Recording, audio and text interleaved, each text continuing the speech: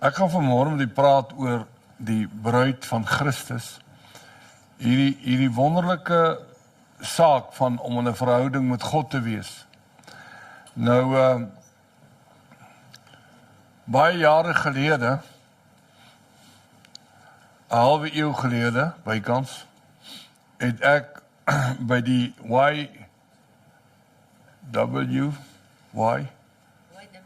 YWCA, Young Women Christian Association. Toe ek daar aankom, toe hoor ek die meisie skreeu, hier's 'n handsome young man hier onder.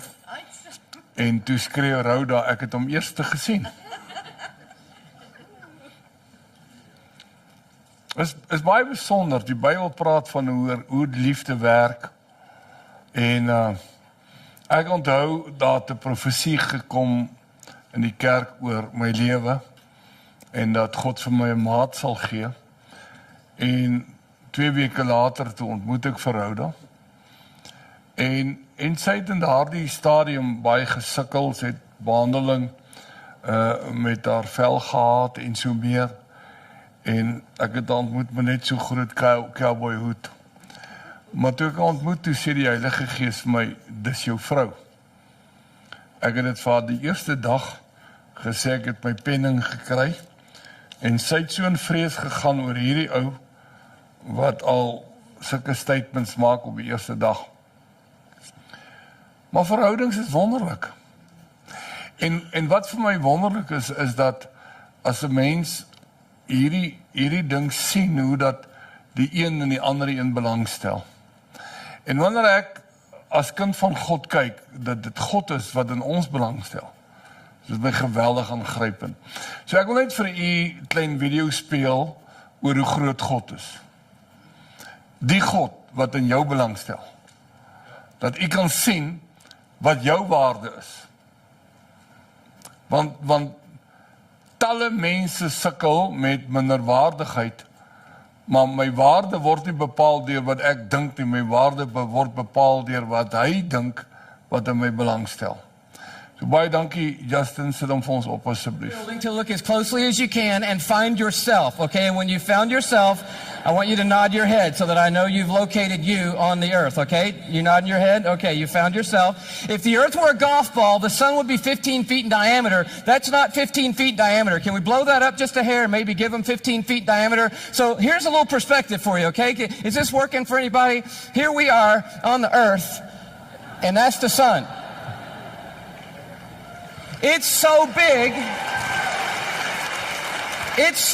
you could put 960,000 Earths inside the sun. So if the earth were a golf ball and the sun were 15 feet in diameter, you could put 960,000 golf balls inside that 15-foot diameter sun. That's enough golf balls, by the way, because I know that seems like a big number, to fill a school bus with golf balls could fit inside the 15-foot in diameter sun. It's a massive star, and it's one of hundreds of billions of stars in the Milky Way galaxy, our cul-de-sac in the neighborhood called the cosmos that God has made. It's huge, and we're worshiping a star-breathing God tonight. But I want to tell you about the second star, okay? Because the second star absolutely wrecked my life. I heard about it when I was a high school student here in Atlanta. One of our youth leaders did a talk, and he mentioned this star. I didn't know how to talk to God for about 2 months after I heard about this star. It's called Betelgeuse or Betelgeuse. You can pick your pronunciation. I'm obviously going with Betelgeuse, and Betelgeuse is incredible. Here it is in the night sky. I know it doesn't look incredibly ferocious, but it's 427 light years away. So that's 427 times 5.88 trillion miles away from us right now. Draw it in a little closer with the Hubble Space Telescope, and you can start to get a little bit of the feeling of its intensity. But this is the crazy thing about Betelgeuse. Are you ready for this? Betelgeuse is twice the size. Are you ready?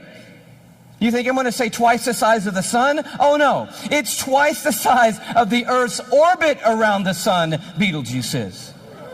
It's crazy. If the Earth were a golf ball, Betelgeuse would be the height of 6 Empire State Buildings on top of each other. Now come on, have you seen the Empire State Building? I mean, maybe what you're going to need to do is gather the family, get a golf ball, get some plane tickets, and fly up to New York. And you're going to go into Midtown, you're going to take your golf ball and put it on the sidewalk outside the Empire State Building. Don't worry about people thinking you're crazy. They're not even going to notice you in New York. You're going to go across the street, you're going to look up at the Empire State Building and imagine 5 more Empire State Buildings on top of the Empire State Building. That's Beetlejuice, and that's the Earth, and somewhere you're on it.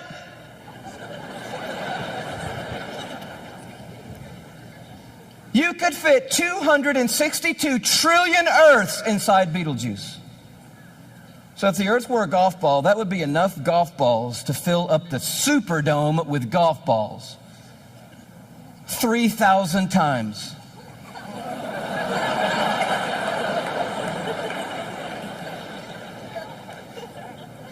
When I heard that as a teenager, that stumped me right there. Because most of my praying had been advising God, correcting God, suggesting things to God, drawing diagrams for God, reviewing things with God, counseling God. The third star, can you go a little bit bigger with me? The third star is called Musifi. Here it is in the night sky. It's that gold star to the top left. We have the big image of it. It's 3,000 light years away, but I just want you to see it in the span of all these little glittering stars so that you know that at times when you look up at night, it is not just twinkle, twinkle, little star, how I wonder what you are. I'm telling you what you are. What you are is intense and huge and massive and ferocious is what you are. And this one used to be called Herschel's Garnet Star. Check it out. If the Earth were a golf ball, Musifi would be the width of 2 Golden Gate bridges end to end. Apparently you're going to need to go from New York to the West Coast. Go to San Francisco with your family and your golf ball. Place your golf ball at the beginning of the Golden Gate Bridge. Go across the bay into Oakland to a high place where you can see the entire Golden Gate Bridge. Another second Golden Gate Bridge will be in your imagination. Span all the way back the 2 Golden Gate Bridges to the very beginning and find your golf ball over there. That's the Earth, and somewhere you're on it. One of the stars in the Milky Way galaxy. It's so big you could fit 2.7 quadrillion Earths inside this one star. Thank you so much. Where have you been all night? Now, quadrillion we have not talked about, and I need to explain this just briefly because I don't know about you, but I do not understand the national debt or any numbers bigger than about $875.28. I get that number. Go bigger than that, I don't know. But you need to understand a quadrillion, okay? Because this star is crazy big. A quadrillion, let's do it this way. Everybody knows a million, right? How many of you know what a million is? You can kind of get your head around a million. Everybody? All right. You know that a billion's 1,000 million, and a trillion is 1,000 billion, and a quadrillion is 1,000 trillion, right? Everybody knew that? Here's the perspective. This changed my life, right? A million seconds ago, 12 days ago. Isn't that cool? See, that saves you doing that on your little calculator at home, which I dare you to try to do when you get home tonight. But a billion seconds ago, you're thinking, oh my goodness, if it's 12 days ago, I'm going all the way back to like September with you, Louie. This must be crazy, right? How about May 1975 is a billion seconds ago? You're like, whoa, that's a little bit bigger than a million. Oh yeah. A trillion seconds ago, you're like, I'm on the 1800s. No. Christopher Columbus? No. 29,700 BC is a trillion seconds ago. A quadrillion seconds ago.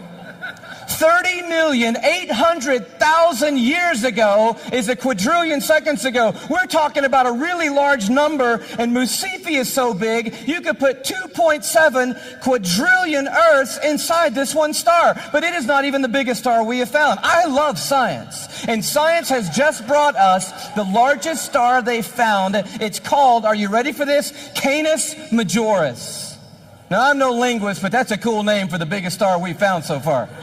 I think that means the big dog star, and that's exactly what it is. I bring it to you as a little bitty purple, glow just to the right of center there. But Canis Majoris, oh wow. If the Earth were a golf ball,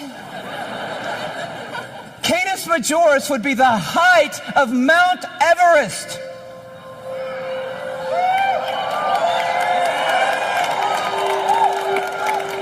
Thank you.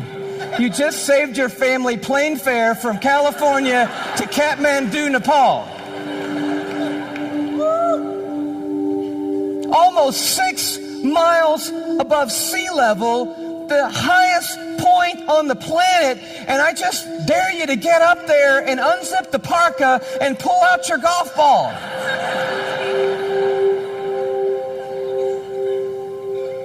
You could fit 7 quadrillion Earths inside Canis Majoris.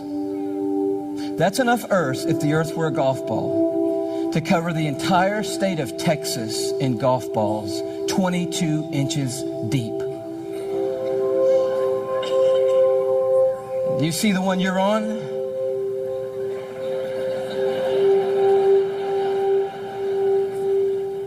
Maybe this will help a little bit more. This absolutely blew my mind.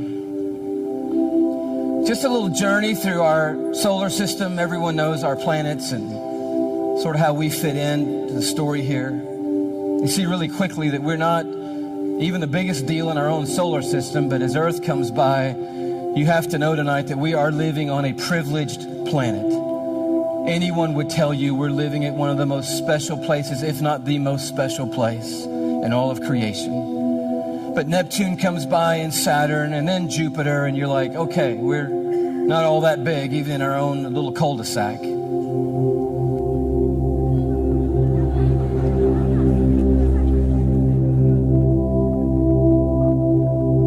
Just notice the blue dot fading away is not the Earth. That's Neptune. The Earth has gotten too small to see anymore. Sirius comes by. Little plug for satellite radio. Not the biggest star, but the brightest star that we have found so far. Pollux, which we didn't mention. Arcturus. Such a beautifully named one, Regal. But then the one that messed me up.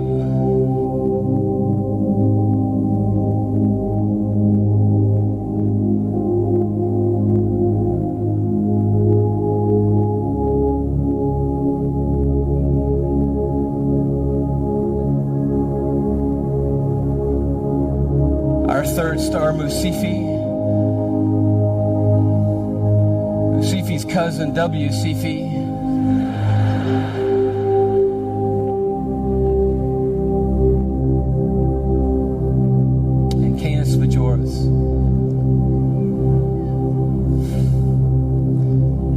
And do you know that you couldn't come up here right now with a Sharpie and make a mark on the screen that would approximate the size of our sun? You couldn't even do it. I mean, when you look at these in their relative size, we just have to put a little arrow over there that says, if you could put the sun on here, which you can, it would go somewhere about here. And can you hang on that for me?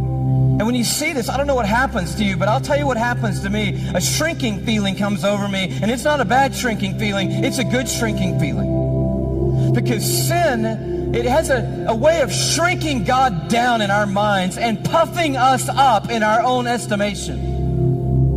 But just a glance into the universe that God has made resizes everything in a heartbeat.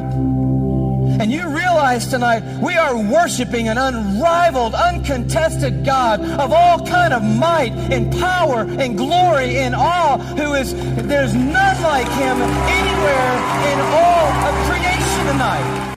Loof die Here. Dis 'n wondergod wat met ons 'n verhouding wil aanknoop. Wat 'n voorreg. Wat 'n voorreg. Ek het nie die vergelyking met geld nie. Maar dit is soos Elon Musk wat 'n verhouding aanknoop met 'n bedelaar op die straat. Jy kan nie verstaan hoe groot is die verskil nie. En tog het hy daardie verskil klein gemaak deurdat hy die gestalte van 'n mens aangeneem het, sodat ons met hom in 'n verhouding kan staan. Wat is 'n bruid? Die wonder van 'n bruid vir my is nie soseer die bruide alleen nie, maar hoe dat dit mense se aandag aangryp deur al die eeue. Vrou kan 90 jaar oud wees, as hulle 'n bruid sien, word hulle aangegryp. Kyk een keer na televisie waar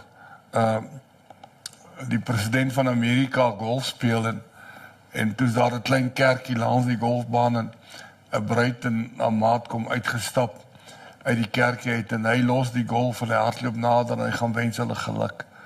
Huwelike en bruidskap het nog altyd mense aangegryp, maar nie besonder vir dames. Nou sê die woord vir ons dat ons het 'n hoop om soos ons bruidegom te wees. In 1 Johannes 3 vers 1 tot 3. 1 Johannes 1 vers 1 tot 3 sê, kyk wat 'n groot liefde die Vader aan ons bewys het, dat ons kinders van God genoem kan word. Om hierdie rede ken die wêreld ons nie, omdat dit hom nie geken het nie. Baie mense soek aanvaarding in die wêreld, maar die Bybel sê die wêreld verstaan ons nie, want hulle ken hom nie. Geliefdes, nou is ons kinders van God, en is nog nie openbaar wat ons sal wees nie, maar ons weet dat ons, as hy verskyn, aan hom gelyk sal wees, omdat ons hom sal sien soos hy is. En hier is nou 'n ongelooflike vers. En elkeen wat hierdie hoop op hom het, reinig homself soos hy rein is. Die Christendom vandag het God so klein gemaak dat hy inpas by ons program van diensbaarheid wat ons wil rondstuur en wat ons wil vra. En ons verstaan nie die grootheid van die voorreg dat daardie God wat ons geskaap het en ons beplan het in sy beeld en sy gelykenis, dat hy ons nooi om met hom in 'n verhouding te kan wees, naby aan hom te kan wees. En mense het soveel idees oor hoe hulle God wil dien en hoe ons wil maak wat ons wil maak. En daar's konstant in die wêreld mense wat mense amper smeek om God te dien. Maar vanmôre is daar leë kerkbanke, nie net hier nie. Ek het deur die dorp gery toe ek hierheen gekom het en gesien hoe leeg is groot geboue. En sê ek, wow, is die mens nie vermetel om hierdie groot God wat hulle uitnooi om met hom in 'n verhouding te wees, net te ignoreer, omdat dit belangriker is om die kar te was of om vis te vang of om 'n braai te doen. Hy sê ons reinig ons self, net soos wat hy rein is. Daar's iets in voorbereiding. Nou, wanneer bruide hulle voorberei is, daar's 'n aanpastyd van die rok en daar mag niks verkeerd wees nie. Iemand het vir my vrou 'n trourok gemaak en toe die dame 'n fout gemaak en Rhoda was nie tevrede nie. En sy het teruggegaan. Nee, dit kan nie so wees nie. Dis nie hoe dit moet lyk nie. Daar's nogal 'n baie particular idee van 'n vrou hoe sy wil lyk op die dag van haar huwelik. In die eerste plek wil ek vanmôre met u praat oor God se bruid, maar die siek bruid. Ek het net toe ek in die bediening begin het, ontmoet ek 'n jong man en hulle het getrou en toe hulle weggery op hulle honeymoon, toe is daar motorongeluk en sy vroutjie sterf. Dis traumaties. Dit het hom 'n aantal jare gevat om net weer genesing te kan kry. Om te sê maar hy wil God glo, want daar's iewers mense wat sê die Here gee en die Here neem. Geloof sy die Here. So ongelooflik hoe die mense die Bybel skeef kan aanhaal. En as die Here dan nou sy bruid kom vat op sy huweliksdag, hoe is hy dan nou God van liefde? Die pyn in die liggaam van Christus. Praat in die tyd wat verby is met 'n man, en sy dogter gee geboorte aan 'n tweeling. En een van die tweeling het 'n hartdefek. En hy kom by die hospitaal en die dogter staan met hierdie babietjie in 'n hand, in haar arms, en sy sê, papa bid. En hy sê, my kind, ek is leeg gebid. Daar's seer in God se mense, wanneer daar teleurstellings is wat hulle nie verstaan nie. Ek het al in my lewe 'n aantal oproepe gehad van mense wat pynkrete het oor die verlies. Toe my eie seun my bel en hy uitroep, hy sê, pa, bid, hulle het my vriend geskiet. En daar's 'n magteloosheid. Here, help ons. Help ons. Die verlies van 'n geliefde, ek het so pas het my seun met my gepraat oor 'n vriend van hom wat sy seentjie van 12, 13 jaar dood is in 'n vratsongeluk op die plaas, en sy tannie hier in die Standerton omgewing. En die kerk het seer. Dis God se mense wat seer het. Ten spyte van ons geloof het ons seer. Daar seer in verhouding, seer in huwelike. Wanneer die pyn in huwelike wat verbrokkel na vore kom, is daar twee soorte pyn. Die een beleef die pyn, kan ek sê, die onskuldige een beleef die pyn van verwerping, en die ander een beleef die pyn van skuldgevoel. Want maak nie saak hoe jy jouself oortuig dat ek die ander een moet vat nie, is daar tog die oortuiging van skuld. En ons sit met 'n mensdom wat seer is. Ek praat baie met mense en mense praat met my, en ek besef dat mense is seer, maar ons is God se mense. Hy is ons God. En daar seer. Die seer van onbeantwoorde gebede. Baie keer wanneer 'n mens getuig, dan is jou getuienis soms 'n dolk in die hart van iemand anders.